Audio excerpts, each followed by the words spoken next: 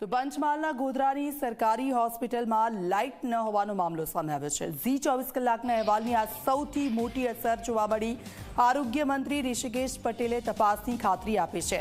10 દિવસથી લાઇટ ન હોય તે તંત્ર માટે શરમજનક બાબત છે। જાણકારી મેળવીને પગલાં લેવામાં આવશે। ઋષિકેશ પટેલે આ નિવેદન આપ્યું છે। મહત્વનું છે કે પંચમહાલ, દાહોદ અને મહીસાગર જિલ્લાના દર્દીઓ માટે આશીર્વાદરૂપ ગણાતી 50 બેડની ક્ષમતા ધરાવતી ગોધરાની પોપટપુરા સરકારી આયુર્વેદિક હોસ્પિટલમાં છેલ્લા 10 દિવસથી વીજ પુરવઠો જ નથી, જેના કારણે ડોક્ટર અને કર્મચારીઓની સાથે દર્દીઓની સ્થિતિ કફોડી થઈ છે। ચોમાસામાં વારંવાર વીજળી ગુલ થાય છે। એવી સ્થિતિ છે કે દર્દીઓને હોસ્પિટલના કર્મચારીઓ મીણબત્તી અને ટોર્ચના સહારે કામ કરે છે। ઝી 24 કલાકે તેનો અહેવાલ પ્રસારિત કર્યો છે। બાદ આરોગ્ય મંત્રીએ તપાસની ખાતરી આપી છે।